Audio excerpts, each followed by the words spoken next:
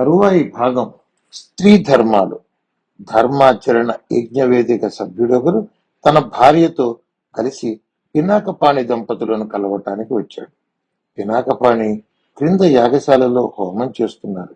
కాత్యాయని వారిని సాదరంగా ఆహ్వానించి లోపలికి తీసుకువెళ్ళింది. వారికి కాఫీ ఇచ్చింది. వారు తమ కూతురి వివాహానికి ఆహ్వానించడానికి వచ్చాము అని చెప్పి శుభలేఖను అందించారు. ఆమె కాత్యాయనికి బొట్టు పెట్టి, మీరు మా అమ్మాయి పెళ్లికి వచ్చి మమ్మల్ని ఆశీర్వదించాలి అని సంప్రదాయంగా ఆహ్వానించింది. ఇంతలో పినాకపాణి కూడా వచ్చి వారిని కలిశారు.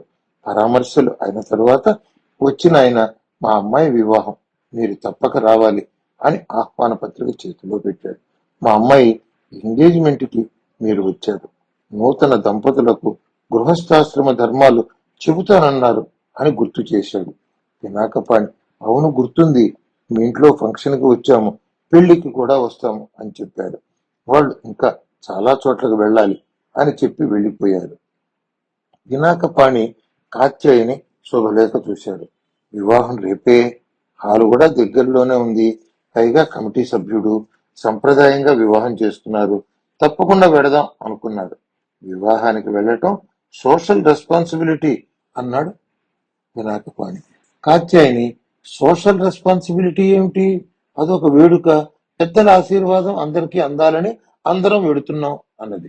పినాకపాణి, 10 మంది పెద్దల ముందు గృహస్థాశ్రమ స్వీకారం చేసే వ్యక్తి పరమేశ్వరానుగ్రహంతో మీ అందరిలో ఒకడిగా పౌరుషంతోనూ ఆత్మగౌరవంతోనూ స్వచ్ఛమైన మనస్సు కలిగి సద్బుద్ధి కలిగి ఆనందంగా గృహస్థాశ్రమాన్ని స్వీకరించి ధర్మబద్ధంగా జీవిస్తాను అని పలుకుతాడు.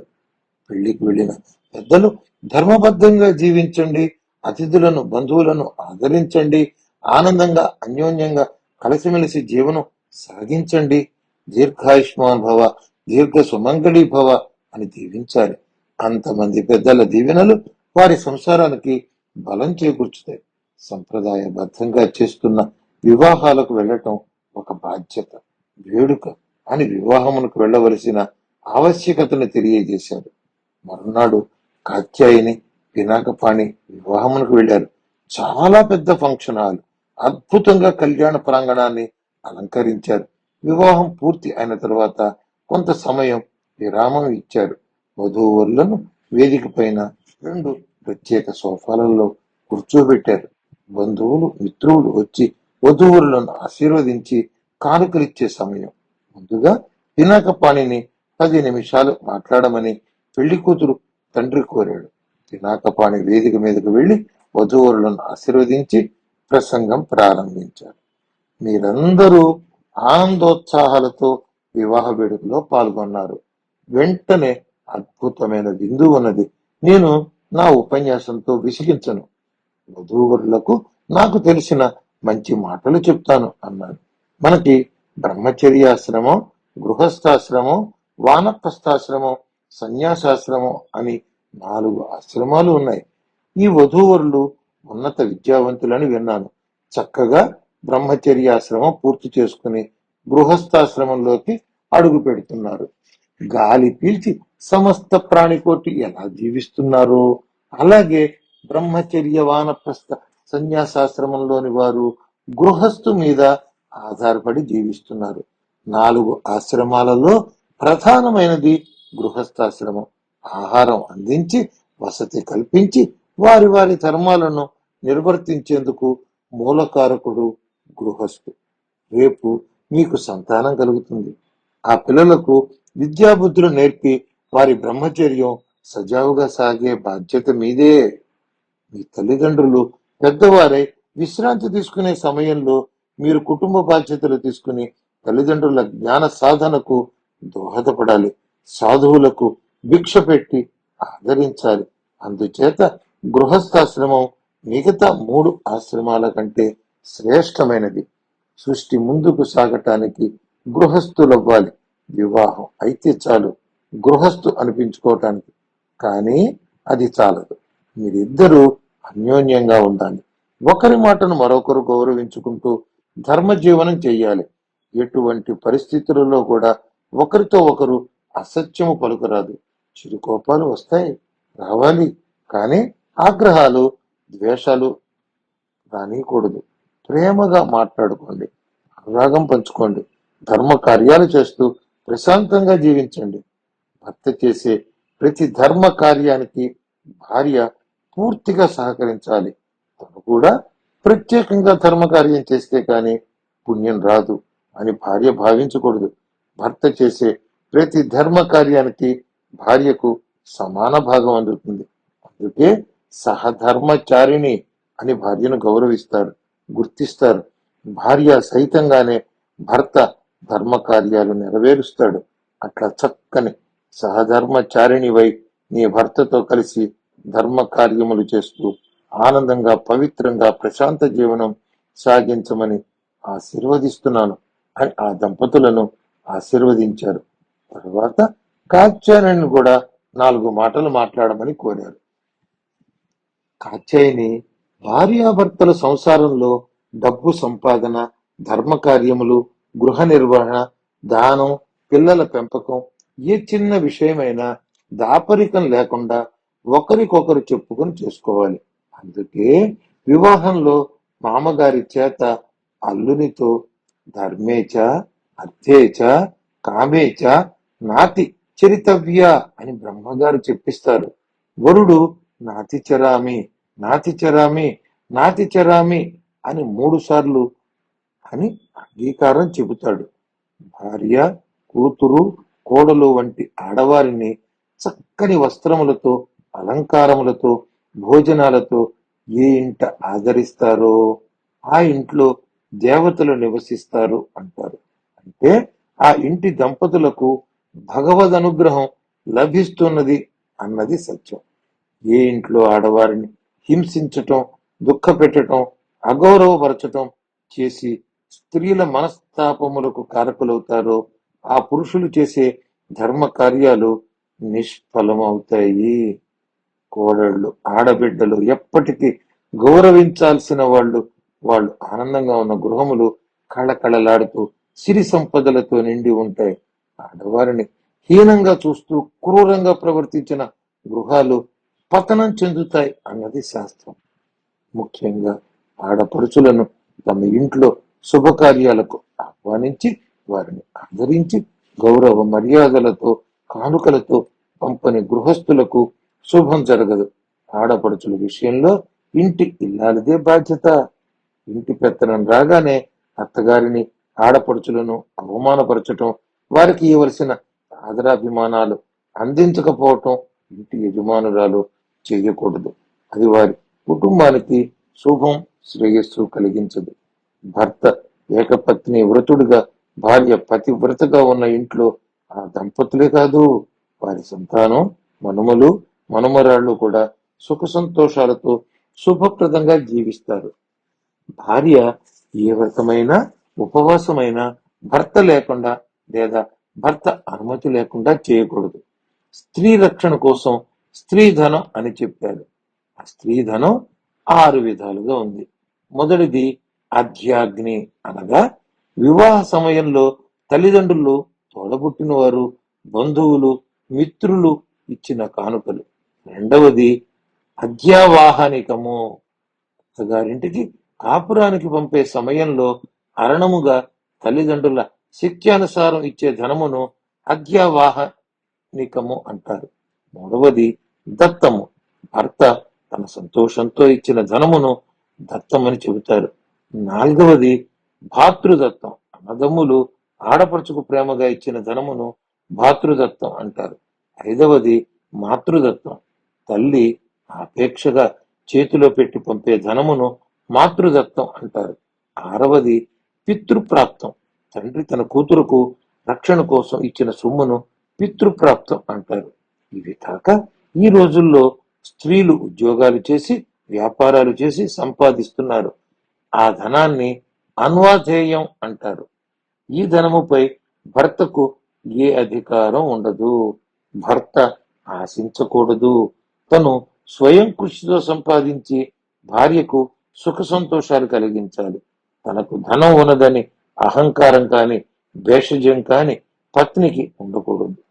భర్త ఇష్టానికి వ్యతిరేకంగా భార్య ప్రవర్తించకూడదు. ఒకరికొకరు ఇష్టపడి చేసుకుంటున్నారు. మీ ఇష్టాలను తెలుసుకోండి. ప్రతి పని ఇష్టపడి చేయండి. ఒకరికొకరు చేయూతనివ్వండి.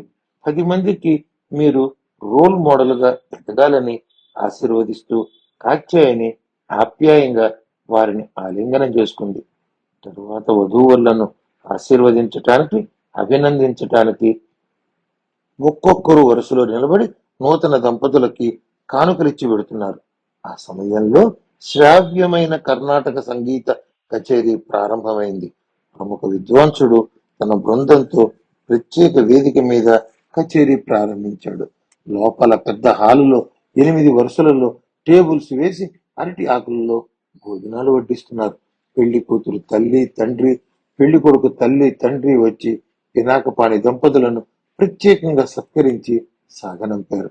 దానిలో కాత్యాయని, పాణి, ఇంత పెద్ద వేడుకలు అందరూ ఆనందంగా గడుపుతుంటే మనం ధర్మాలు చెప్పి సరదాగా ఉండవలసిన వేదికను సీరియస్ గా మార్చామా అన్నది.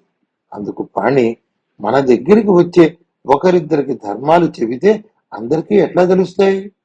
ఇలా చెప్పినా కొంతలో కొంతైనా విన్నారు కదా. అలా మరికొన్నిసార్లు చెబితే మనస్సులో బలంగా నాటుకుంటుంది. మెల్లిగా ఆచరించటానికి ప్రయత్నిస్తారు అన్నాడు. కాత్యాయని, ఈ మధ్య మగపిల్లలు భార్య సంపాదన మీద, స్త్రీధనం మీద ఆశపడుతున్నారు. పౌరుషం, ఆత్మస్థైర్యం పురుషులలో తగ్గిపోతున్నాయి. తమ శక్తికి మించిన ఊహలు చేయటం, అందుకు తగ్గ ఆర్థిక వనరులు సమకూర్చుకోలేకపోవటం జరుగుతోంది. భార్య ధనం మీద ఆధారపడటం జరుగుతోంది. అందుకే స్త్రీధనం గురించి చెప్పాను అన్నది. అందుకు పాణి, నిజమే, కానీ వాస్తవ పరిస్థితులు చూడు. ధరలు ఆకాశాన్ని అంటుతున్నాయి. ఒకరి సంపాదన మీద ఇల్లు గడవటం కష్టంగా ఉంది. సేవింగ్స్ ఉండవు. ఇల్లు కొనాలన్నా, వస్తువులు కొనాలన్నా లోన్స్ తీసుకోవాలి. అవి తీర్చటానికి ఒకరి జీతం సరిపోతుంది. మరొకరి జీతంతో ఇల్లు గడవాలి.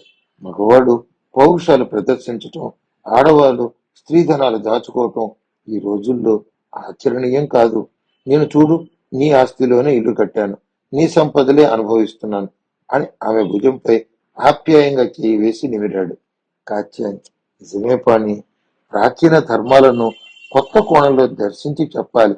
ధర్మాలు అనగానే వినటానికి భయపడుతున్నారు, ఇక ఆచరించటం ఎక్కడా అన్నది.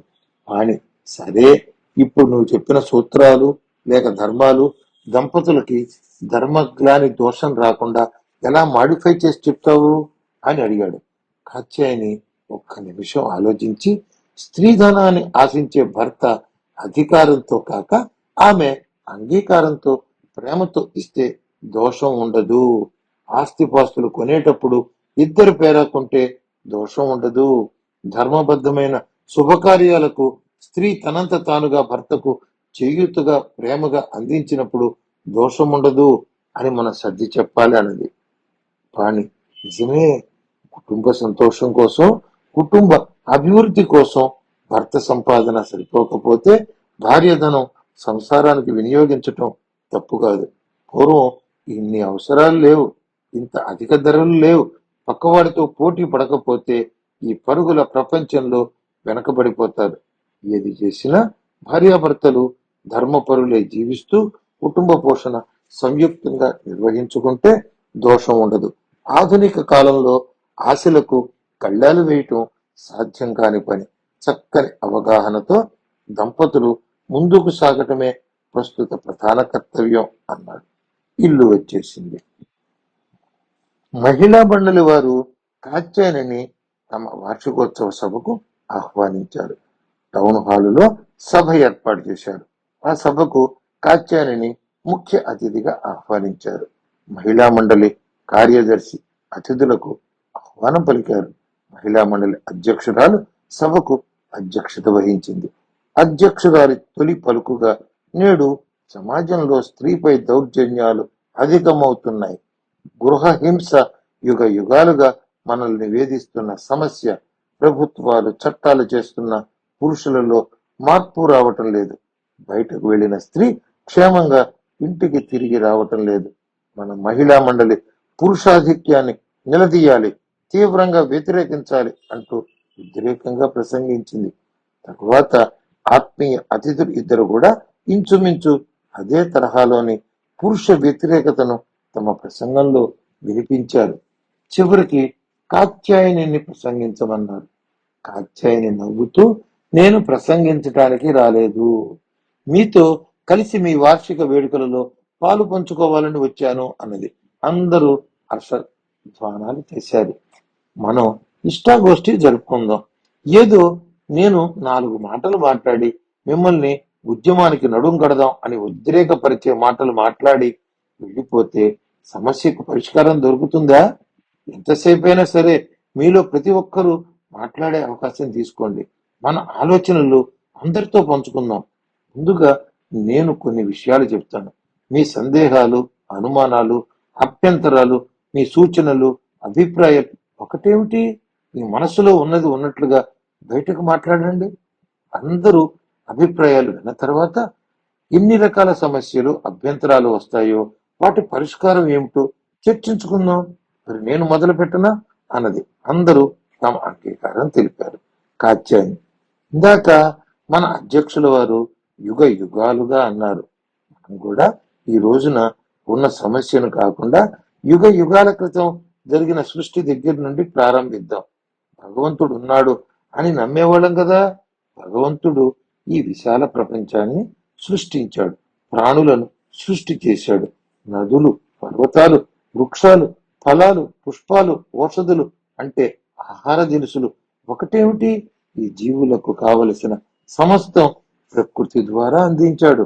తాను చేసిన సృష్టి కొనసాగాలి, అభివృద్ధి చెందాలి అంటే స్త్రీ పురుష విభాగం చేయాలి, వారు సంగమించాలి, సృష్టి జరగాలి, జరుగుతూనే ఉండాలి. అలా మనం స్త్రీలుగా సృష్టించబడ్డాం. మానవులు అన్న తరువాత కొన్ని ధర్మాలు ఉండాలి కదా, లేకపోతే అభివృద్ధి ఎలా జరుగుతుంది? సృష్టి జరగాలంటే స్త్రీ పురుషులు ఇద్దరు కలిసి జీవించాలా వద్దా? నిర్మోహమాటంగా చెప్పండి అన్నది. ఒక ఆమె కలిసి జీవించాలి, కానీ కలిసి జీవించటంలో జరిగే అనర్థాలు, అన్యాయాల గురించే మా బాధ అన్నది. మరొక ఆమె పురుషుల ఆధిక్యం, వారి పెత్తనం, వారి అహంకారాలకు బలైపోతున్నాం, అదే మా ఆవేదన అంది. కాత్యాయని, ముందుగా స్త్రీ గురించి తెలుసుకుందాం. భార్యాభర్తలకు పుట్టిన పుత్రుని వల్ల భర్త వంశంలో వెనుక 10 తరాల వారు, ముందు 10 తరాల వారు ఉద్ధరించబడతారు. పుత్రుడు చేసే పితృ కార్యాలకు, తర్పణలకు చనిపోయిన వారి వంశజులకు ఉత్తమలోక ప్రాప్తి జరుగుతుంది. ఈ విధంగా ధర్మాచరణ బద్ధులైన ఆ పురుషునికి ఉత్తమలోక ప్రాప్తి కలుగుతుంది. మరి స్త్రీ లేనిదే ఆ పుత్రునికి జన్మ ఎట్లా కలుగుతుంది? ఇన్ని తరాల వారిని ఉద్ధరించటానికే మూలహేతు స్త్రీ. ఆ స్త్రీ పవిత్రంగా ఉండాలి, ఆమెకు పూర్తి ధర్మరక్షణ ఉండాలి. ధర్మరక్షణ అంటేనే అనేక నియమాలు, నిష్టలు ఉంటాయి. ఒక స్త్రీ వల్ల అనేక తరాల వాళ్ళు రక్షించబడుతున్నారు. ఒక స్త్రీ వల్ల సృష్టి కొనసాగుతోంది అంటే ఆ స్త్రీని ఎంత భద్రంగా కాపాడుకోవాలి? ఒక మహిళ లేచి, మరి అంత ప్రాధాన్యం ఉన్న స్త్రీ కుటుంబంలో పురుషుని అధీనంలో ఉండటం ఏమిటి? పురుషులు మన అధీనంలో ఉండాలి. కానీ 2 3 మహిళలు వారి స్థానాల్లోంచి లేచి, నిజం నిజం, ఆవిడ చెప్పినది నిజం, మన వల్ల పురుషుని వంశంలోని తరతరాల వాళ్ళు ఉత్తమ గతులు పొందుతున్నప్పుడు మనదే అధికారం కావాలి అన్నారు. కాత్యాయని, మన హక్కులు సాధించుకోవడం కోసమే మనం మహిళా మండలి ఏర్పాటు చేసుకున్నాం. ముందు మన గురించి మనం తెలుసుకుందాం, మన బాధ్యతలు తెలుసుకుందాం. మన హక్కులు మన దగ్గరే ఉన్నాయి, దానికోసం పోరాటాలు అక్కర్లేదు. ఒక ఆమె లేచి, మనం పోరాటం చేయకపోతే ఈ అన్యాయం ఇలా భరిస్తూనే ఉండాలి అన్నది.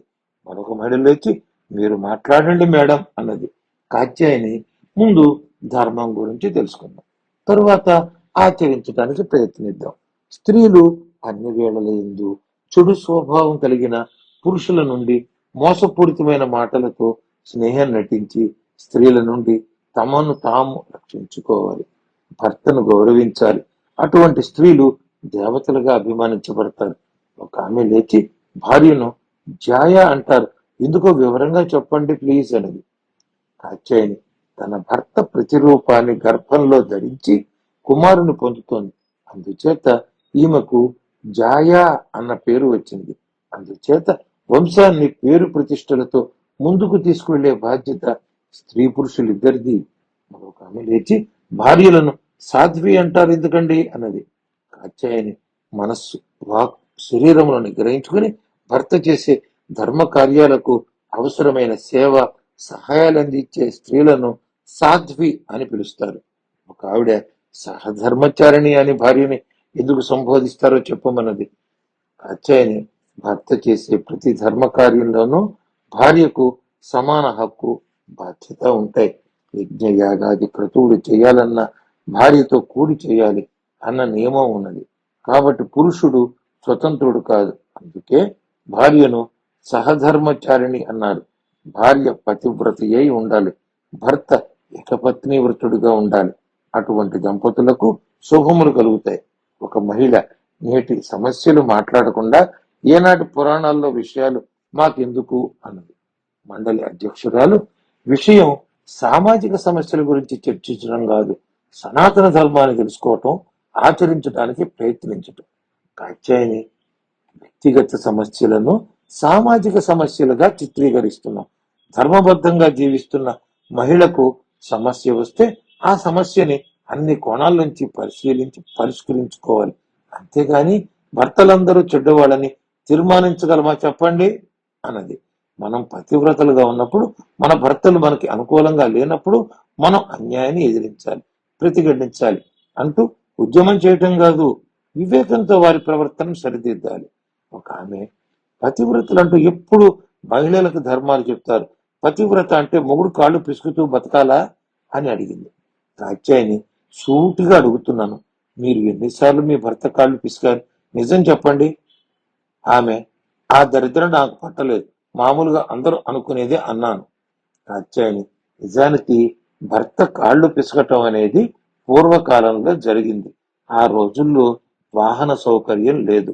మగవారు ఊరిలోనే కాదు, ప్రక్క ఊళ్ళకి, ఇంకా దూర ప్రాంతాలకి కూడా నడిచి వెళ్లేవాళ్ళు.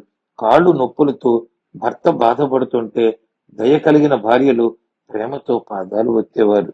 ఈ రోజుల్లో ఇంట్లోంచి అడుగు పెట్టాలంటే వాహనం ఉండాల్సిందే, నడిచే అవకాశమే లేదు. అందుకే ప్రత్యేకించి మార్నింగ్ వాక్, ఈవినింగ్ వాకులు వచ్చాయి. మగవాళ్ళకి కాళ్ళ నొప్పులు ఏనాడో పోయాయి. మన అమ్మమ్మలు ప్రేమతో తాతలకు చేసిన సేవలను విమర్శిస్తున్నాం, వ్యక్తిస్తున్నాం. అధ్యక్షులు ఇష్టాగోష్ఠిలో మన ధర్మాలను పూర్తిగా తెలుసుకోలేకపోతున్నాం. మన సభ్యులు ధర్మాన్ని తెలుసుకోవడంలో ఆసక్తి చూపించాలి. కాత్యాయని గారు గొప్ప సైకాలజిస్టు. మీలో వ్యక్తిగత సమస్యలు ఉన్నవారు పడకుండా వారిని వ్యక్తిగతంగా కలుసుకుని మీ సమస్యలను పరిష్కరించుకోండి. ఈ ఇష్టాగోష్ఠి ఇక్కడితో ఆపివేద్దాం, మనం మరొకసారి ఆవిడ ప్రసంగం విందాం అనింది. కార్యదర్శి చివరిగా కాత్యాయని గారిని ఒక విషయం అడగాలి అనుకుంటున్నాను అంది. కాత్యాయని, అడగండి.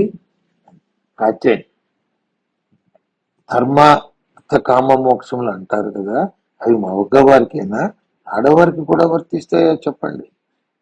ఇదే ప్రశ్న మహాభారతంలో యక్షుడు ధర్మరాజును వేశాడు. భార్య ధర్మపరురాలై ఉన్న ఇంట్లో ధర్మ అర్థ కామాలు మూడు సఖ్యతతో ఆచరించబడుతూ ఉంటాయి. వాటి సహజ పరస్పర విరోధము మాయమవుతుంది అని చెప్పాడు.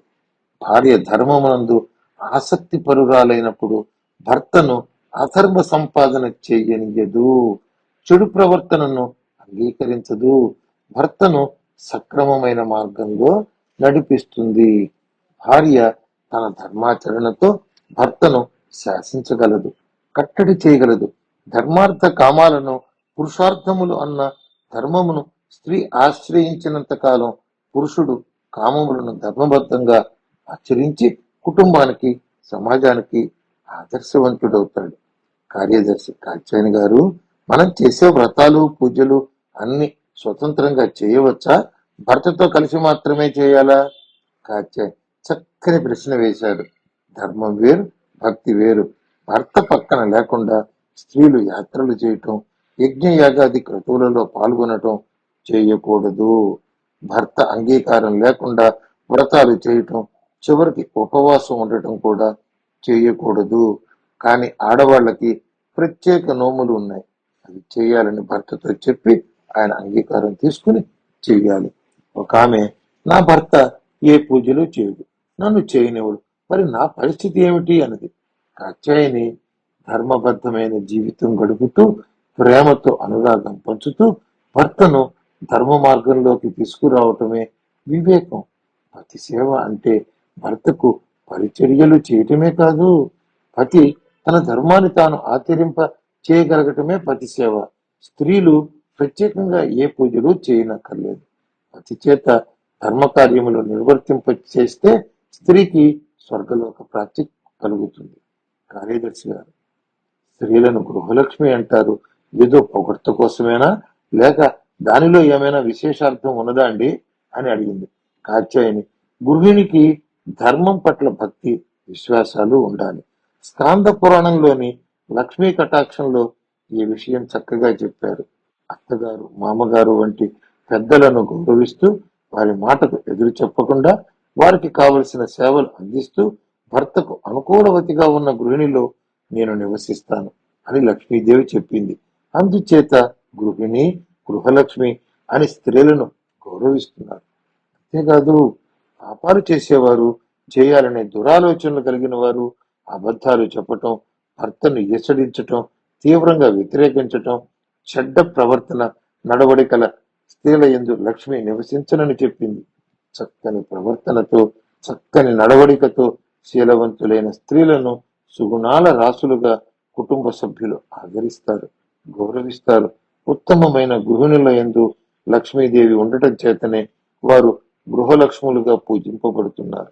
కార్యదర్శి, ఇంట్లో పని ఒత్తిడి, ఆఫీసులకు వెళ్లి రావటం వలన కలిగే అలసట వల్ల చికాకులు పడటం తప్ప స్త్రీలు తమ పరివారాన్ని, తమ గృహాన్ని సంరక్షించుకుంటూనే ఉంటారు అన్నది. కాత్యాయని, చిరుకోపాలు, ఎప్పుడైనా అలసి ఆగ్రహించటాలు అనేవి గృహిణికి ఆభరణాలు తప్ప అవలక్షణాలు కాదండి. ధర్మమందు ఆసక్తి, ధర్మాన్ని ఆచరిస్తున్న భర్త యందు గౌరవం, ప్రకృతి ప్రసాదించిన మమతానురాగాలు సంతానానికి పంచటం అనేవి అలవడినప్పుడు ఆ ఇల్లు స్వర్గతుల్యంగా ఉంటుంది. ఇలాంటి ఇళ్లలో నువ్వు ఎక్కువ నేను ఎక్కువ అన్న ప్రశ్న రాదు. అధ్యక్షురాలు గారు ఇక ఈ గోష్ఠిని ఇక్కడితో నింపివేద్దాం అని ముగించింది. కార్యక్రమం అనుకున్న దానికంటే ఎక్కువ సమయం పట్టింది.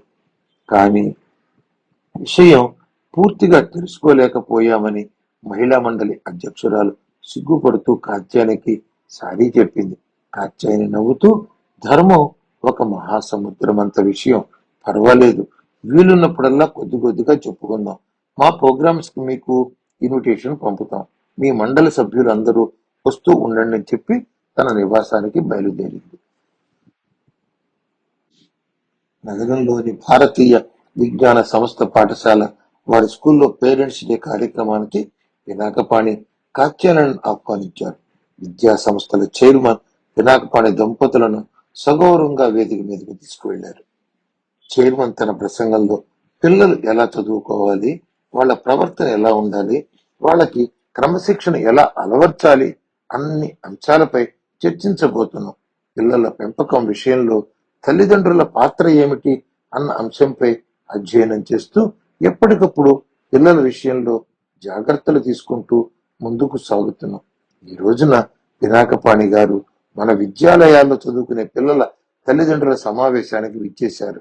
పిల్లల పెంపకంలో తల్లిదండ్రుల పాత్ర అనే అంశం మీద ప్రసంగించమని కోరుతున్నాను అంటూ మైకు పినాకపాణి గారికి ఇచ్చారు.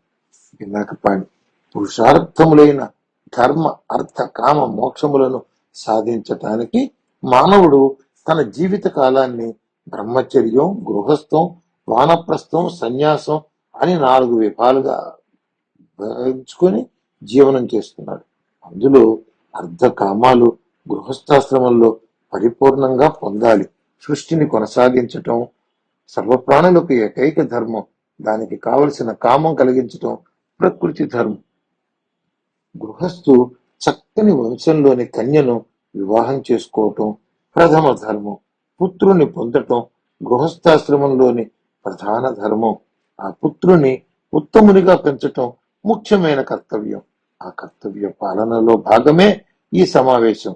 నన్ను ఆహ్వానించి కొంత సమయం మీతో గడిపేందుకు అవకాశం ఇచ్చిన పాఠశాల యాజమాన్యం వారికి ధన్యవాదాలు అని తన ప్రసంగం క్లుప్తంగా ముగించారు. చైర్మన్ లేచి పినాకపాణి గారికి ధన్యవాదములు చెబుతూ, చాలా మంది పేరెంట్స్ మిమ్మల్ని కొన్ని సందేహాలు అడిగి తెలుసుకోవాలని అనుకుంటున్నారు. మీరు కొంత సమయం వారికి కేటాయించగలరా అని అభ్యర్థించాడు. పినాకపాణి తప్పకుండా వారి సందేహాలను అడగమనండి అని అనుమతిచ్చాడు. ఒక పేరెంట్ వచ్చి, అయ్యా నమస్కారం, పుత్రుడు పున్నామ నరక నుండి తప్పిస్తాడు అంటారు, మరి పిల్లలు లేని వారి పరిస్థితి ఏమిటి అని అడిగాడు. పుత్రుణ్ణి ప్రతి గృహస్థు పొందాలి. పుత్రుడు లేని వానికి స్వర్గం మోక్షం వంటివి లభించవు.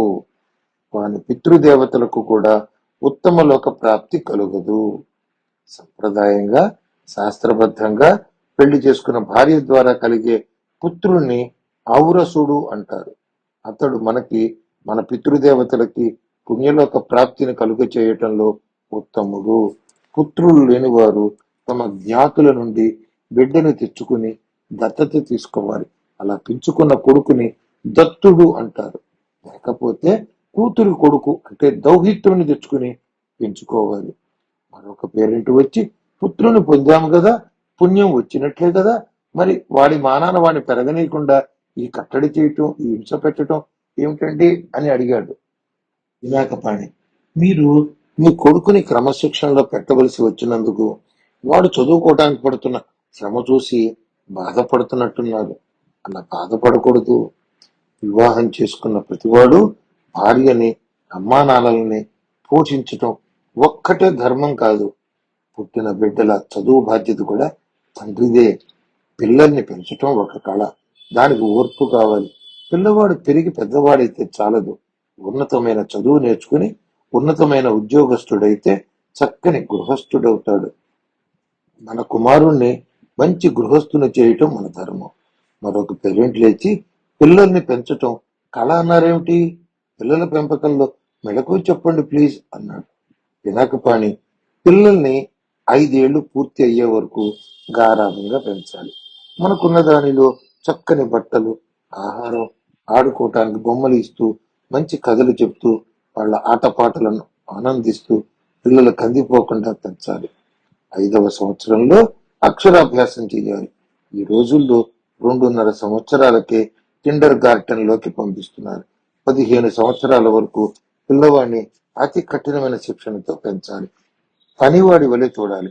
ప్రతి పని నేర్పుతూ 16 ఏళ్లు వచ్చేసరికి తన పనులు తాను చేసుకుని ఇంట్లో అమ్మా నాన్నల పనులు కూడా చేసి పెట్టగల సమర్థుడిగా ఎదగాలి. తన కాళ్ళ మీద తాను నిలబడగలను అన్న నమ్మకం రావాలి. 16వ సంవత్సరం వచ్చిన దగ్గర నుండి కొడుకుని స్నేహితునిగా చూడాలి. కొట్టటం, కించపరిచే విధంగా మాట్లాడటం చేయకూడదు. చదవకపోతే, స్కూల్కి వెళ్ళకపోతే, చెప్పిన పని చేయకపోతే శిక్షించటం వంటివి 16 సంవత్సరములలోపే. ఆ తర్వాత వారిని పెద్ద మనిషిగా గుర్తించి సలహాలు సూచనలు మాత్రమే చేయాలి. 16 ఏళ్లు నిండిన కొడుకుని, 12 ఏళ్లు దాటిన కూతురుని కొట్టకూడదు, తిట్టకూడదు, అవమానపరచకూడదు. అలాగే కోడళ్లు వచ్చిన వారికి తగు గౌరవం ఇవ్వాలి. 20 ఏళ్లు నిండిన కొడుకుకి ఇంటి బాధ్యతలు, సంపాదన అలవాటు చేయాలి. ఉద్యోగం, వ్యాపారం, వాళ్ళ అభిరుచుల ప్రకారం తన సంపాదనకు ప్రోత్సహించి వాళ్ళ బ్రతుకు తెరువు దారి చూపించాలి.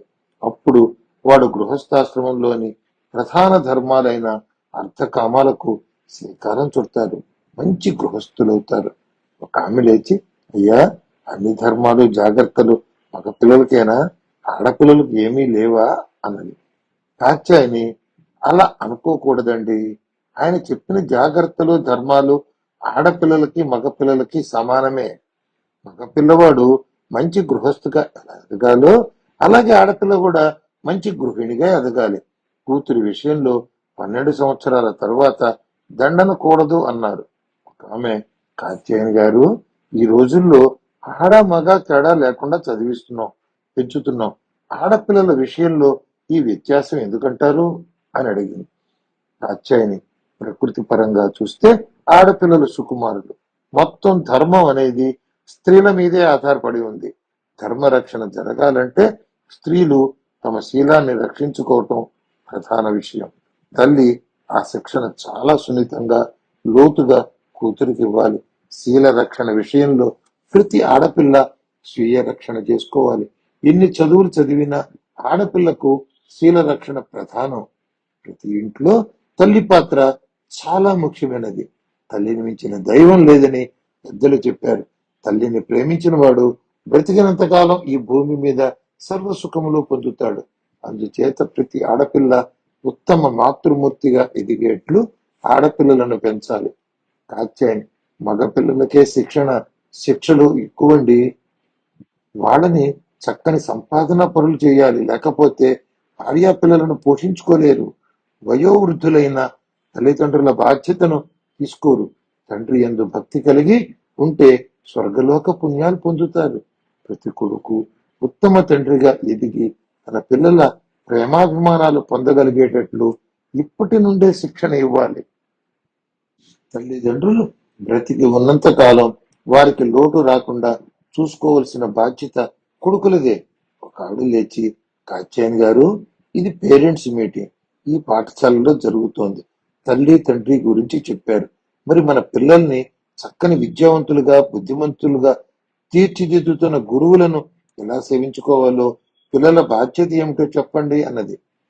ప్రతి బాలికని బాలుడిని గురువులు చక్కని బోధ చేస్తూ క్రమశిక్షణ నేర్పుతూ ఆదర్శవంతులుగా తీర్చిదిద్దుతున్నారు.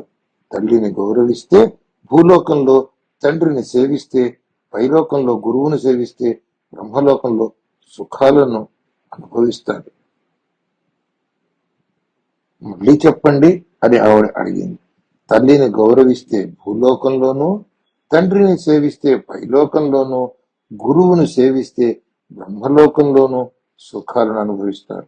కాబట్టి పిల్లలు తల్లి తండ్రి కంటే గురువును అధికంగా భక్తిగా పూజించాలి. వారి మాట జవదాటకూడదు. కాబట్టి మీరందరూ మీ పిల్లల్ని గురువు యందు భక్తి శ్రద్ధలు కలవారిగా పెంచండి. పేరెంట్స్ డే ఫంక్షన్ చాలా బాగా జరిగిందని విద్యా సంస్థల చైర్మన్ పినాకపాణి కాత్యాయని దంపతులకు చిరు సత్కారం అందించారు. పినాకపాణి దంపతులు జనరల్ గా ఎక్కడ చూసినా పిల్లలు చదవటం లేదని వారి ప్రోగ్రెస్ రిపోర్ట్స్ తల్లిదండ్రుల ముందు ఉంచి పిల్లల్ని అదుపులో పెట్టుకోమని వార్నింగ్లు ఇవ్వటానికి పేరెంట్స్ డే నిర్వహిస్తూ ఉంటారు. కానీ మీరు పేరెంట్స్ కూడా పిల్లల పెంపకం విషయంలో తల్లిదండ్రుల ధర్మం ఏమిటి అని తెలుసుకోవటానికి ప్రాధాన్యతనిచ్చారు. చాలా బాగుంది, మరలా కలుద్దాం అని బయలుదేరారు.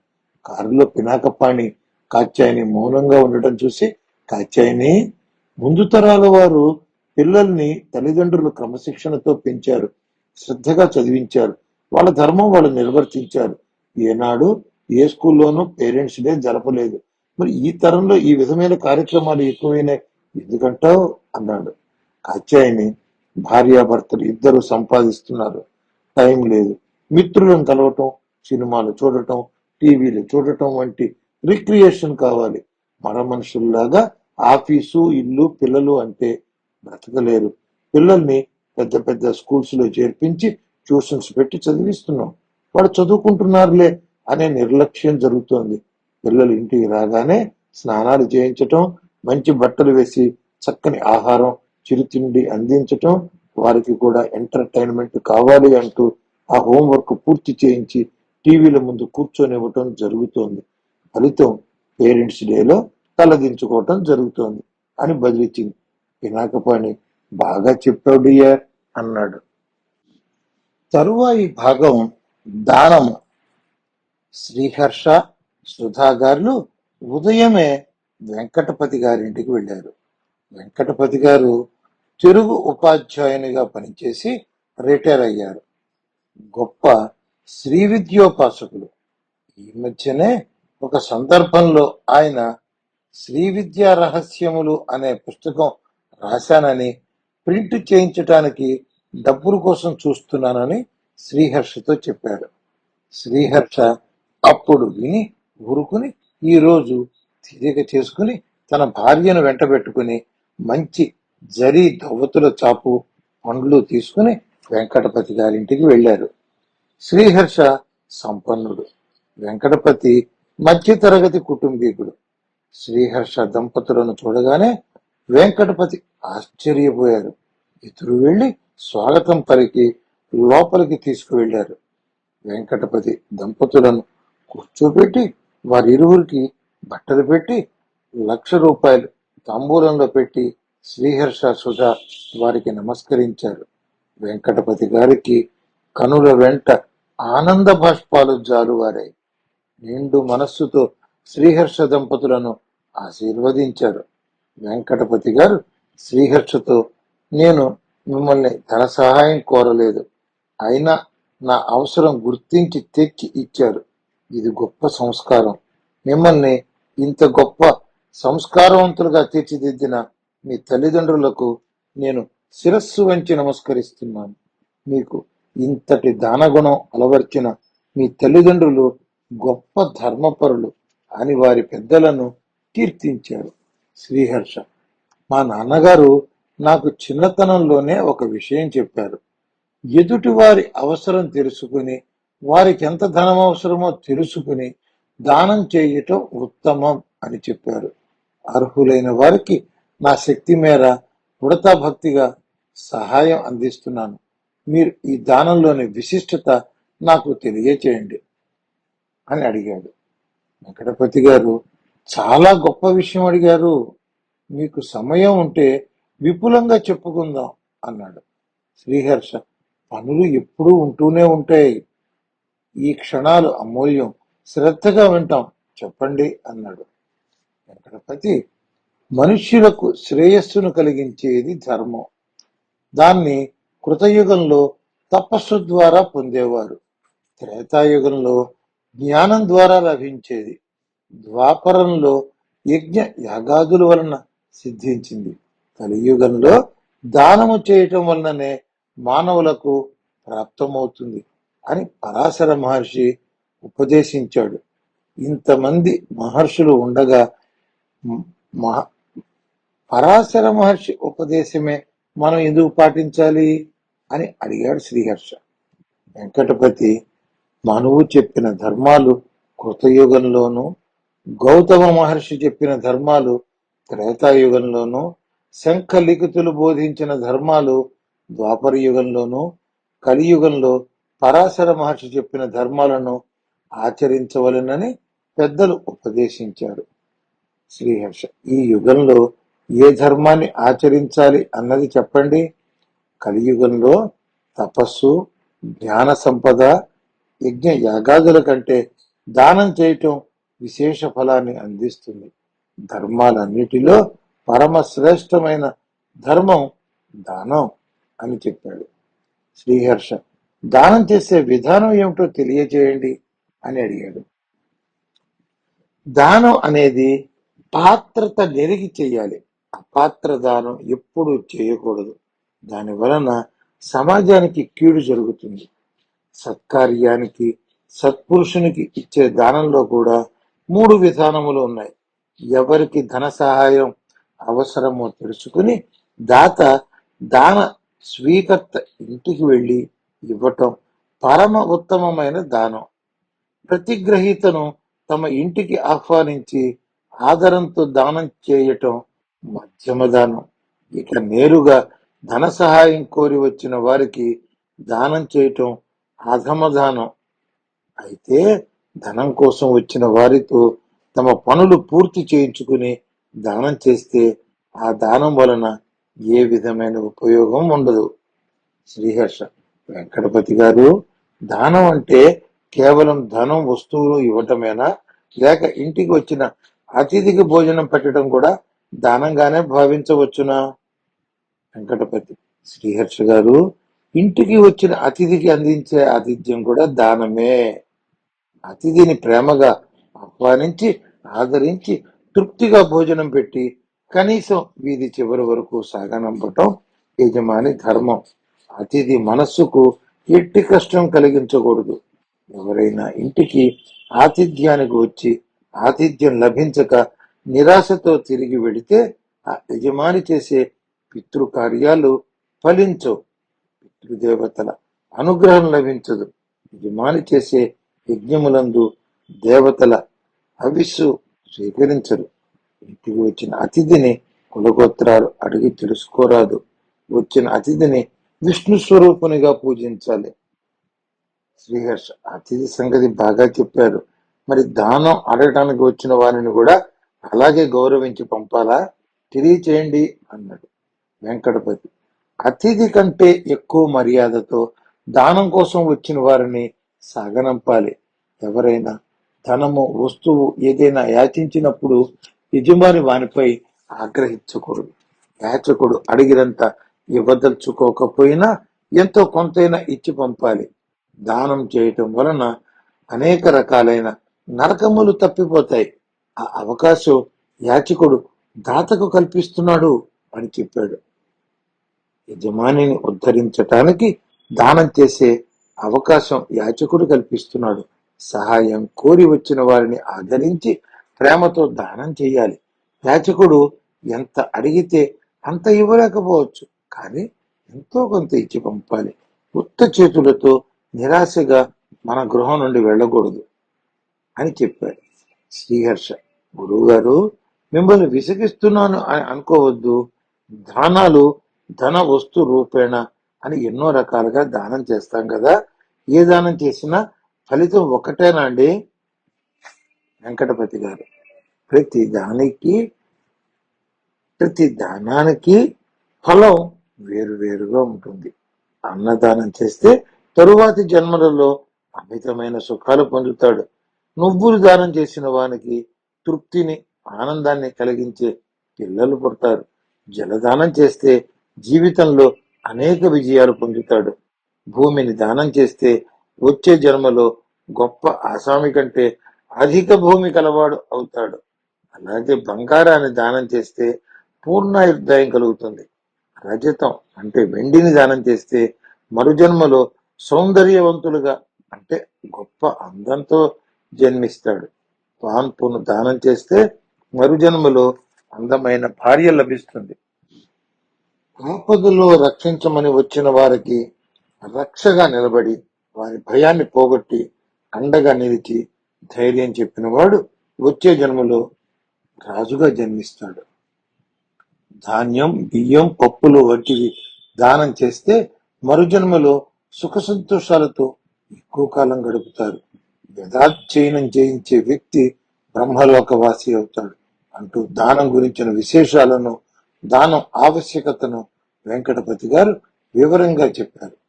ఈ దానం అన్నది ఎప్పుడు చేసినా ఫలితం ఒక్కటేనా, లేక పర్వదినాల్లో చేసిన దానాలకు విశేష ఫలం ఉంటుందా అండి? వెంకటపతి గారు, మీ జిజ్ఞాస చూస్తుంటే నాకు ముచ్చట వేస్తోంది.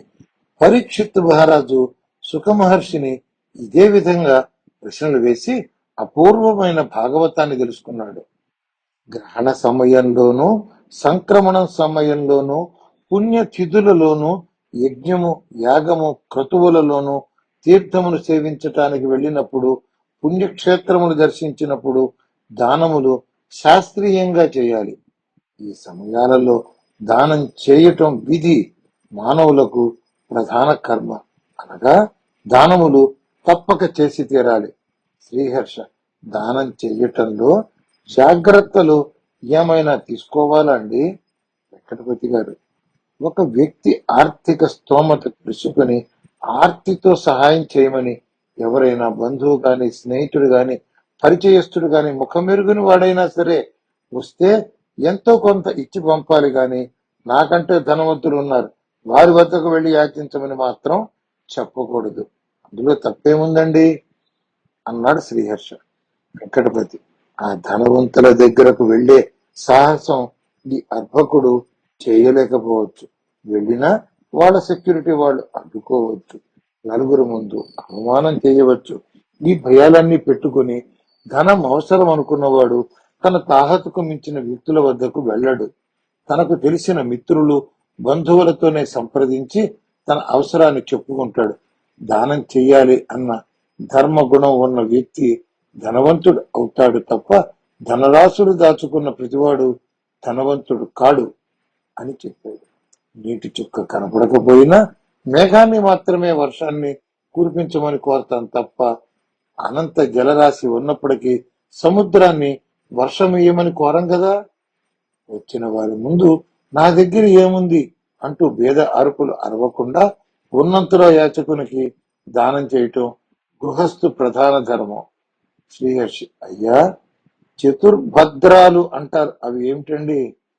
వెంకటపతి: ప్రతి ఒక్కరూ శ్రమించి సంపాదించుకోవలసిన 4 శుభాలు. మొదటిది, దానమడిగిన వాని మనస్సును నొప్పించకుండా లాలించి చేసే దానం చేయాలి. రెండవది, తాను మహావిద్యావంతుడనని విపరీతమైన గర్వంతో మాట్లాడకూడదు. మూడవది, తనని ఎవరైనా తిట్టినా కొట్టినా తిరిగి వారి మీద ప్రతీకారం చేయాలి అన్న తలంపు ఉండకూడదు. నాలుగవది, తన సంపాదనలో మిగిలిన ధనాన్ని దానాలు చేయాలి. ఈ 4 జాగ్రత్తలు తీసుకున్న వారు ఇహలోకంలోనూ పరలోకంలోనూ సర్వ సుఖములు పొందుతారు. శ్రీహర్ష: గుణవంతుడు అని అంటారు కదా, దానం చేసేవాడు లేక అతిథి మర్యాదలు చేసేవాడు గుణవంతుడని చెప్పవచ్చా అండి? వెంకటపతి గారు: దానం చేసినా అతిథి మర్యాదలు చేసినా అవి ధర్మాన్ని పాటించటమే. ఆత్మగుణాలు అని 8 లక్షణాలను చెప్పారు. ఆ లక్షణాలను ప్రతి ఒక్కరూ అభ్యాసం చేయాలి. పుట్టుకతోనే వచ్చేవి కాదు. శ్రీరాముడు షోడశ గుణాలు ఉన్న ఏకైక ఉత్తమ పురుషుడు. సామాన్య మానవులు ఈ 8 గుణాలను అలవర్చుకోవాలి. అవి ఏమిటి వివరంగా చెప్పండి అన్నాడు శ్రీహర్ష. వెంకటపతి: ఈ 8 ఆత్మ గుణములు అంటారు. ఆత్మ అంటే మానవుడే. మనిషికి ఉండవలసిన గుణాలు: 1 దయ, 2 సహనం, 3 అసూయ లేకుండా ఉండటం, 4 శుచి, 5 అనాయాసం, 6 మంగళం, 7 అకార్పణ్యం, 8 అస్పృహ. మనిషి పుట్టిన దగ్గర నుండి పోయేదాకా షోడశ కర్మలు జరుపుతాడు. ఆ సంస్కారాలతో మానవుడు శుద్ధి చెందుతాడు. తరువాత మనం అభ్యాసం చేసి మనస్సుని నియంత్రణ చేసుకుని ఆ 8 గుణాలను అలవర్చుకోవాలి. 8 గుణాలు కలిగిన వ్యక్తి గుణవంతుడిగా కీర్తించబడతాడు. ఆత్మగుణాలను గురించి వివరించి చెప్పండి, కొంతలో కొంతైనా ప్రయత్నించి చూస్తాం అని అడిగాడు శ్రీహర్ష. వెంకటపతి: దయ అంటే అందరి క్షేమం కోరి వారికి ఉపయోగపడే పనులు చేయటం. సహనం అంటే కష్టం కలిగినప్పుడు ఓర్పుగా ఉండటం. ఇతరుల వలన నష్టం కలిగినప్పుడు వారి శారీరకంగా మానసికంగా హింస పెట్టిన వారి మీద ప్రతీకార వాంఛ పెంచుకోకుండా క్షమించగలిగే గుణం. క్షమించటం అనేది గొప్ప గుణం. మూడవది అనసూయ. అసూయ లేకుండా ఉండటమే అనసూయ. మన సహాయం, మన ప్రమేయం లేకుండా అవతలి వాడు ఎదుగుతుంటే వారి ఎదుగుదలను చూసి ఓర్వలేకపోవటాన్ని అసూయ అంటారు. అవతలి వారు స్వయం కృషితో పైకి వచ్చిన సూటిపోటి మాటలతో లేనిపోని లోపాలను చూసి అపవాదాలు మోపి తన మనస్సులోని అశాంతిని ప్రకటించడమే అసూయ. అలాంటి అసూయను మనస్సులోకి రాకుండా నియంత్రించుకోవటమే అనసూయ. నాలుగవది శుచి. మనస్సు, వాక్కు, శరీరం, వస్తువులు ఇత్యాది వాటి పట్ల శుచిత్వం కలిగి ఉండాలి. శుచిత్వం అంటే పరిశుభ్రత. శ్రీహర్ష: మనం స్నానం చేసి ఇల్లు పరిశుభ్రంగా ఉంచుకుంటే శుచిగా ఉన్నట్లే కదండి. మనస్సు, వాక్కు, వస్తువులు అంటున్నారు, వివరంగా చెప్పండి. వెంకటపతి: వస్తువులు అంటే మనం ప్రతిరోజు వాడుకునే పాత్రలు. ఆ పాత్రలు 4 రకాలు. వాటిని తైజసములు, మార్తికములు, దారవములు, తాంతవములు అని పిలుస్తారు. తైజసములు అంటే బంగారం వంటి లోహాలు. అవి ఎంగిలి పడ్డప్పుడు బూడిదతో తొమితే శుచిత్వం కలుగుతుంది. మూర్తికములు అనగా మట్టితో తయారైన కుండలు, మూకుళ్ళు. వాటిని మరల నిప్పులో కాల్చటం వలన శుద్ధి పొందుతాయి. కానీ ఆ మట్టి పాత్రలో కళ్ళు, మలమూత్రాలు, రక్తం వంటివి పోసినప్పుడు పారవేయటం తప్ప వాటిని మళ్ళీ శుద్ధి చేసే వీలు లేదు. దారవములు అంటే చెక్కలు, పీటలు, మంచాలు, కుర్చీలు వంటివి. అవి మలమూత్రాదులతో అపవిత్రమైనప్పుడు మరల వడ్రంగితో వాటిని పైపైన చెక్కించుకుంటే శుద్ధి అవుతాయి. నీళ్లతో ప్రోక్షణ చేసిన శుద్ధి అవుతాయి. తాంతవములు అంటే నూలుతో తయారు చేయబడ్డ బట్టలు. అవి ఉతకటంతో శుచిని పొందుతాయి. పట్టుబట్టలను మారేడు పండులోని గుజ్జుతో శుభ్రం చేయాలి. ఏ వస్తువునైనా పుండరీకాక్ష పుండరీకాక్ష అంటూ మంత్రజలంతో వాటి మీద చల్లి శుద్ధి చేసుకోవాలి. శ్రీహర్ష, వస్తువులలోనే బట్టలలోనే ఇన్ని రకాలుగా శుద్ధి చేసుకునే పద్ధతులు, ఆచారాలు ఉన్నాయన్నమాట. మరి మనస్సు శుచిని ఎట్లా చేసుకోవాలండి అని అడిగాడు శ్రీహర్ష. వెంకటపతి అదే విషయం చెప్తున్నా, మనసుకు కూడా మాలిన్యం అంటుకుంటుంది. అబద్ధాలు ఆడటం, ఇతరులను మోసం చేయటం, చెడ్డ ఆలోచనలు చేయటం, చెడ్డ పనులు చేయటం వంటి వాటి వల్ల మనస్సు కలుషితం అవుతుంది. శ్రీహర్ష, మరి వీటి నుండి మనస్సు శుద్ధి చేసుకునే విధానం ఏమిటండి? వెంకటపతి ఎల్లప్పుడూ సత్యం పలకటం అలవాటు చేసుకోవాలి. జపం చేసుకుంటూ ఉండాలి. భగవంతుని ధ్యానం చేసుకోవాలి. ఎప్పటికప్పుడు మనసులో చెడు తలుపులు రానియకుండా నియంత్రించుకుంటూ ఉండాలి. మంచి పుస్తకాలు చదవాలి. వాక్కుని శుద్ధిగా ఉంచుకోవటం అన్నిటికన్నా ప్రధానమైనది. అనవసరమైన ప్రసంగం చేయటం, ఇతరులను అకారణంగా తిట్టటం, ఆత్మస్థుతి అంటే తన గురించిన పొగడ్తలు గొప్పలు చెప్పుకోవటం, బూతులు మాట్లాడటం వంటివి చేయకూడదు.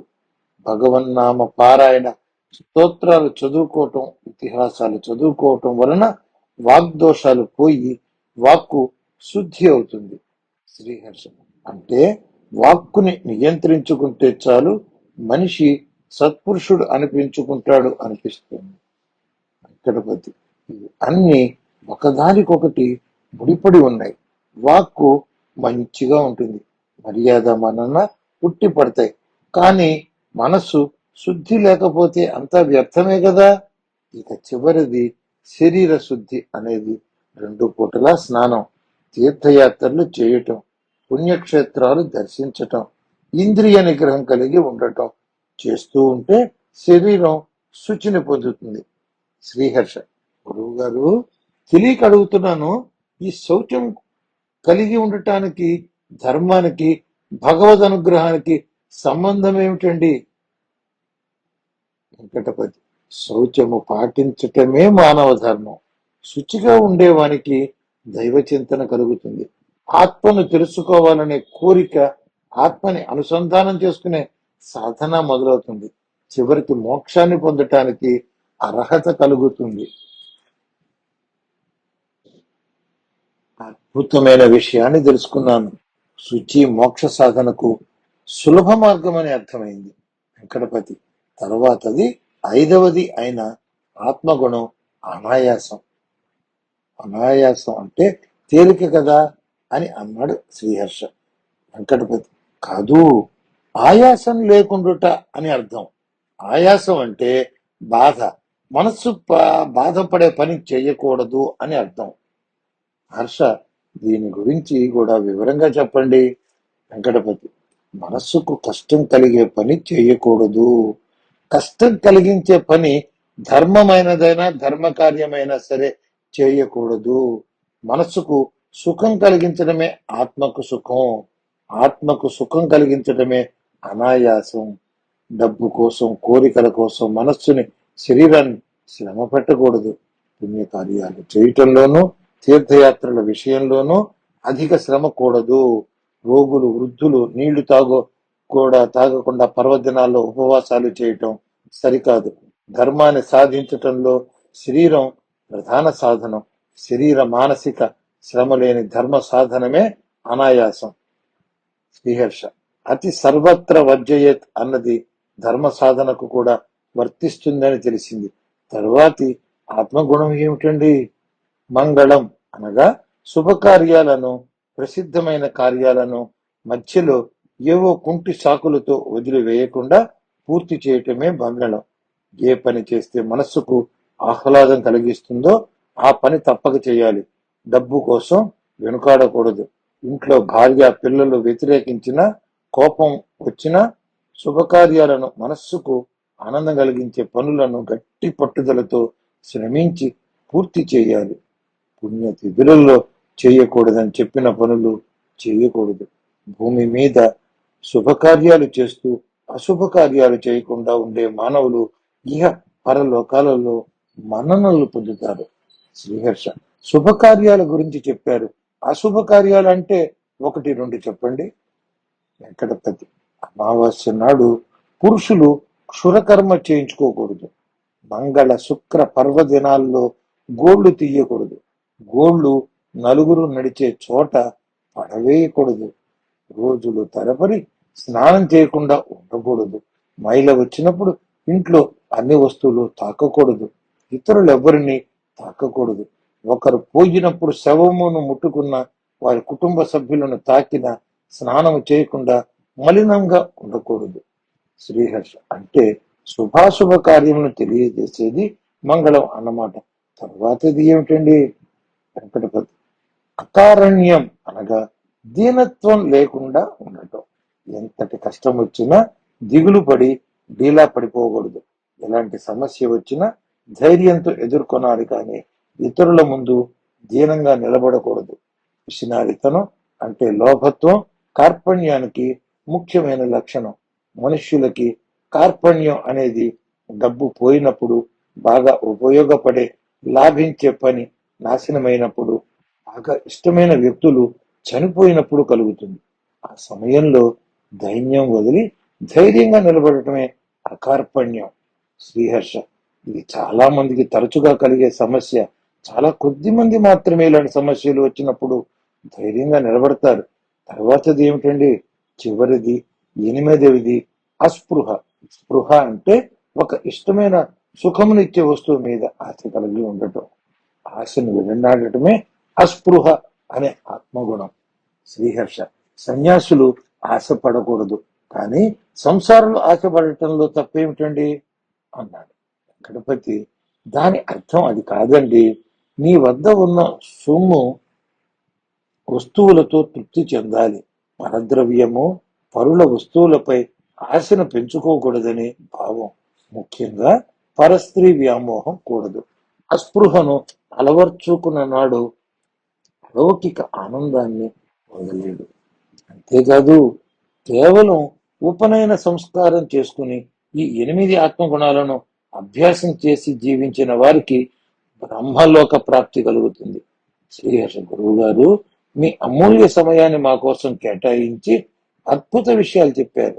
వెంకటపతి, ధర్మశాస్త్ర విషయంలో మీకున్న జిజ్ఞాసకు ముగ్ధుడనయ్యాను. దానము, ఆత్మగుణములు, ధర్మచింతన కలిగిన వారికి ప్రధాన విషయములు ఈరోజు సత్కాలక్షేపం జరిగింది. నేను మిమ్మల్ని ఒక విషయం అడగాలనుంది, అడగచ్చా అన్నాడు వెంకటపతి. అయ్యో, అదేమిటండి?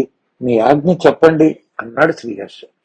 నేను వ్రాసిన గ్రంథాన్ని మీకు అంకితం ఇస్తాను, దయతో అంగీకరించండి. శ్రీహర్ష, ప్రతిఫలాపేక్ష లేని దానమే దానం అని మీరే చెప్పారు. అంకితం తీసుకుని దాన ఫలం నాకు అందనీరా? పోని దాతలు అని మీ ఫోటో వేసి ధన్యవాదాలు చెప్పుకుంటాను. చిన్నప్పుడు మా నాన్నగారు ఒక మాట చెప్పేవారు, కుడి చేత్తో చేసిన దానం ఎడమ చేతికి తెలియకూడదని. నేను భక్తితో సమర్పించింది గుప్తంగానే ఉండనివ్వండి. పేరు ప్రతిష్టల కోసం చేసే కార్యాలు వేరు. ధర్మాన్ని నిలబెట్టడం కోసం, జ్ఞానాన్ని పంచడం కోసం చేసే ధర్మ కార్యాలలో ప్రచారం కోసం తాపత్రయపడకూడదు. నా దగ్గర డబ్బు ఉంది, మీ వద్ద విద్వత్తు ఉంది. నా డబ్బు ఒక మహాకార్యానికి సద్వినియోగం అవుతోంది. అంతకన్నా ఆత్మతృప్తి ఏముంది? వెళ్ళి వస్తాం, ఆశీర్వదించండి అని అన్నారు. అని ఆయన పాదాలకు శ్రీహర్ష సుత నమస్కరించారు. వెంకటపతి గారు వారిని మనసారా ఆశీర్వదించి పంపారు. ధరణి ఉంటున్న ఇంటి వారమ్మాయి రమ్య పెద్ద కంపెనీలో ఉద్యోగం చేస్తుంది. సంబంధాలు వస్తున్నాయి. ఆదివారం పొద్దున్నే ధరణి దగ్గరకు వచ్చింది. అంటే ఈ రోజు మిమ్మల్ని కలవాలనుకోవటం, ఏదో ఒక పని రావటం అస్సలు కుదరటం లేదు అంటూ వచ్చింది. రా, ఎలా ఉంది జాబు అని ధరణి అడిగింది. జాబులో సెటిల్ అయ్యానండి అని రమ్య చెప్పింది. పెళ్లి సంగతి ఏమిటి అని ధరణి అడిగింది. సంబంధాలు వస్తున్నాయండి. కొన్ని ఫొటోస్ బాగుంటే ప్రొఫైల్ బాగోట్లేదు, అన్ని బాగానే అనుకుంటే జాతకాలు కలవటం లేదు అని రమ్య చెప్పింది. రమ్య, మనం ఫ్రీగా మాట్లాడుకుందామా? నా మీద నమ్మకం ఉంటే ఉన్నది ఉన్నట్లు చెప్పు అంది. రమ్య, అయ్యో, మీరంటే నాకు చాలా ఇష్టం. మీ దగ్గర ఏదీ దాచను. అసలు నేను ఇప్పుడు రావటానికి కారణం ఈ విషయాలన్నీ మీతో షేర్ చేసుకుందామనే. ధరణి, జాతకాలు కుదిరి, ఫోటో నచ్చి, ప్రొఫైల్ నచ్చినవి ఎన్ని ఉన్నాయి? వాటి సంగతి చెప్పు. ఉండండి, నా ల్యాప్టాప్ తెచ్చుకుంటా, మనిద్దరం కలిసి చూద్దాం అని రమ్య పైకి వెళ్లి ల్యాప్టాప్ తెచ్చుకుంది. పెండింగ్ లో ఉన్న మ్యాచెస్ ని తీసి చూపించటం మొదలుపెట్టింది. రమ్య, ఇదిగో ఈ జాతకం మ్యాచ్ అయింది, ఫోటో కూడా బాగుంది, ప్రొఫైల్లోనే ఆలోచిస్తున్నా. ఈ మ్యాచ్ లో నీకు నచ్చని విషయం ఏమిటి? జీతంలో చాలా తేడా ఉంది. నీ జీతం ఎంత, అతని జీతం ఎంత? నాకు 7 లక్షల ప్యాకేజీ, అతనికి 6 లక్షల ప్యాకేజీ. బాగానే ఉంది కదా అన్నది ధరణి. రమ్య, నా భర్త నాకంటే ఎక్కువ సంపాదించాలి కదా అన్నది రమ్య. ధరణి, మీ ఇద్దరి జాతకాలు కుదిరే. వ్యక్తిగతంగా అతని జాతకం బాగుంది. ముందు ముందు మంచి ఉద్యోగం రావచ్చు, నీకంటే ఎక్కువ సంపాదించవచ్చు. ప్యాకేజీతో సంసారాలు నడవు. ఇద్దరు కలిసి సంపాదించే దాంతో తృప్తిగా జీవించగలమా లేదా అన్నది ఆలోచించు. రమ్య, లేదు అంటే మీరు పాతకాలంలో లాగా ఆలోచిస్తున్నారు. తన జీతంలో ఇల్లు నడపగలగాలి, నా జీతం మీద ఆధారపడకూడదు. ధరణి, నీ జీతం ఏం చేస్తావు? రమ్య, నా జీతం నా ఇష్టం. మా నాన్నకి ఇచ్చుకుంటా, దాచుకుంటా. మొగుడు అనేవాడు పెళ్ళాన్ని పోషించగలగాలి, ఇల్లు నడపగలగాలి. భార్య సంపాదన మీద ఆధారపడకూడదు. ధరణి, చాలా బాగా చెప్పావు. భర్త ధర్మం అదే. భార్యను పోషించటమే భర్త ధర్మం. మరి రోజు అతనికి లంచ్ బాక్స్ అందించి పంపటం, సాయంత్రం రాగానే కాస్త టిఫిన్ కాఫీ అందించటం చెయ్యాలి కదా. టైం మేనేజ్మెంట్ చేసుకోగలవా? ఇద్దరం ఆఫీస్కి వెళ్ళాలి, వర్క్ షేర్ చేసుకోకపోతే ఎట్లా? ఒకసారి తను ముందు రావచ్చు, నాకు లేట్ అవ్వచ్చు. నేను ఆయన వచ్చేసరికి ఇంట్లో సింగారించుకుని కాఫీ టిఫిన్లు అందించడం ఎలా వీలవుతుంది అన్నది. ధరణి, అతనికి అందవలసిన సుఖాలు ఆనందాలు నీ ఉద్యోగం వల్ల ఆవిరైపోతున్నాయి. పోని ఏదో డబ్బు కోసం ఇద్దరం కష్టపడుతున్నాం, ఆ మాత్రం సాక్రిఫైస్ చేయాలి అని సర్దుకుపోతాడు అనుకుందాం. నీ జీతం కూడా తనదే అన్న ఆనందం లేనప్పుడు తనెందుకు అంత కష్టపడాలి? భార్య ఇంటి పట్టున ఉంటే ఇంటికి వచ్చేసరికి ఆనందంగా పలకరిస్తుంది, ఇష్టమైనవి చేసి పెడుతుంది. ఇద్దరు కలిసి ఉద్యోగం చేస్తే అలసిపోయి వస్తారు. బయట ఆఫీసులో శ్రమ, ఇంట్లో శ్రమ, ఆనందం ఆవిరి, ఒక్కటే ఆకర్షణ, డబ్బు. ఆలోచించు అన్నది. రమ్య, మీరు చెబుతుంటే నిజమేననిపిస్తోంది అన్నది. ధరణి, భార్యాభర్తలు కలిసి సంపాదించాలి, కలిసి కూడబెట్టాలి. పెళ్లి అయిన దగ్గర నుండి నీది నాది అన్న భావం రాకూడదు. మనది. ఇద్దరి మధ్య రహస్యాలు ఉండకూడదు. మీ నాన్నకి ఇవ్వాలి అనుకుంటే అతనికి చెప్పి ఇవ్వు, అతను వాళ్ళకి ఇవ్వాలి అంటే నీకు కూడా చెప్పి ఇవ్వమను. కానీ ఇక్కడ కొన్ని ప్రకృతి సంబంధమైన అంశం ముడిపడింది. వ్యక్తులకు అభిమానాలు పౌరుషాలు ఉంటాయి, వాళ్ళ మనస్తత్వాలను బట్టే నడుచుకోవాలి. భర్త అహం దెబ్బతినే విధంగా ప్రవర్తించకూడదు. రమ్య, మనకి అభిమానాలు పౌరుషాలు ఉండవండి, ఆయన చెప్పనప్పుడు నేనెందుకు చెప్పాలి? ధరణి, వంతులు పోవద్దు. ప్రకృతి పరంగా మగవారికి కొన్ని వరాలు వచ్చాయి, స్త్రీలకు కొన్ని వరాలు వచ్చాయి. మగవాడు భార్య తనది అన్న అధికారంతో అడుగుతాడు. స్త్రీ నా భర్త నాకే సొంతం అని అనురాగంతో భర్త మనస్సు గెలుచుకోవాలి. హుందాతనం చిక్కు చెదరకూడదు. అప్పుడే సంసారంలో ఆ కోమలత్వం ఎప్పటికీ నిలిచిపోతుంది. పంతాలు పట్టింపులు సంసారాన్ని అగాధంలోకి నెట్టివేస్తాయి. ఆత్మీయతలు అనురాగాలు సంసారంలో మధురిమలు అందిస్తాయి. మరి అయితే ఈ సంబంధం ఓకే చేద్దాం. వద్దు ధరణి, మిగతావి కూడా చూపించు అన్నది. రమ్య, ఇది ఇంకొక సంబంధం. మనిషి అందగాడు, జీతం నాకంటే రెట్టింపు, కానీ తన తల్లి తండ్రి తనతోనే ఉంటారట, వాళ్ళని బాగా చూసుకునేవారు కావాలి అని ప్రత్యేకంగా రాశాడు. ఇది చాలా గొప్ప గుణం రమ్య. తల్లిదండ్రులను బాగా చూసుకోవాలి అనుకునేవాడు భార్యను కూడా బాగా చూసుకుంటాడు. ఇటువంటి వాళ్ళకి ప్రేమలు ఉంటాయి. జీతం కంటే ఎక్కువ, పిల్లవాడు బాగున్నాడు, జాతకాలు కుదిరే, ఫోటోను బట్టి నిర్ణయించకూడదు. ఎదురెదురుగా కూర్చోవాలి, చూసుకోవాలి. ఈ సంబంధం గురించి ఆలోచించు.